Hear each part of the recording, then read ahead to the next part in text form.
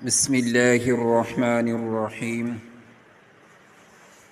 ساری عمر نماز میں صرف سورہ فاتحہ اور سورہ اخلاص پڑھنا کیسا ہے، اور کیا مسلمان پر مزید صورتوں کا حفظ کرنا لازم ہے؟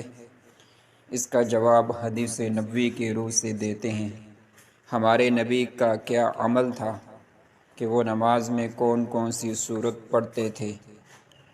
عتبہ بن مالک رضی اللہ تعالی عنہ کہتے ہیں، میں نے رسول اللہ صلی اللہ علیہ وسلم کو فجر میں پہلی رکعت میں والنخل باسقات پڑھتے سنا، اور نبی اکرم صلی اللہ علیہ وسلم سے مروی ہے کہ آپ نے فجر میں سورہ واقعہ پڑھی۔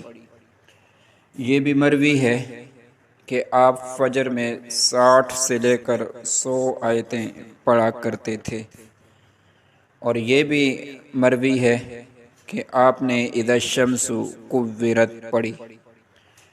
بریدہ رضی اللہ تعالی عنہ کہتے ہیں کہ رسول اللہ صلی اللہ علیہ وسلم عشاء میں والشمس وضحاہا اور اس جیسی صورتیں پڑھتے تھے۔ نبی اکرم صلی اللہ علیہ وسلم سے یہ بھی مروی ہے کہ آپ نے سورہ والشمس وضحاہا اور سورہ والتین والزیتون پڑھی۔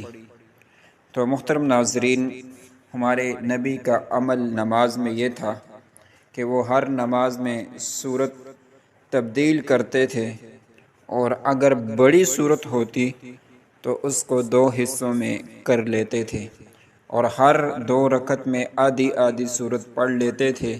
لہذا بغیر کسی عذر کے فرض نماز کی ہر رکعت میں سورہ فاتحہ کے بعد سورہ اخلاص قل هو اللہ احد پڑھنا مکروہ ہے، اور اگر اس کے علاوہ کوئی صورت یاد نہ ہو تو یہ سستی اور غفلت کی بات ہے۔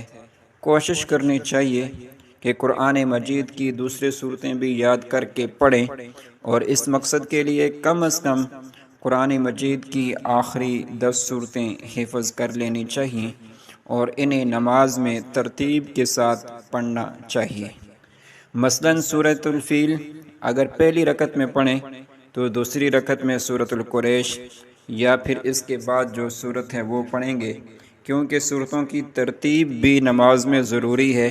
لیکن اگر نفل نماز ہو تو نفل نماز میں ایک صورت ایک ہی رکعت میں متعدد بار پڑھنا بلا کراہت جائز ہے، تاہم فرض نماز میں بلا ضرورت ایسا کرنا مکروہ ہے۔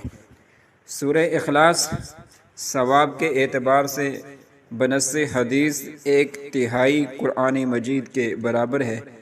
پس اگر کوئی اس فضیلت کے حصول کے لیے نفل نماز کی ایک رکعت میں 3 مرتبہ سورہ اخلاص پڑھتا ہے تو اس کی اجازت ہوگی۔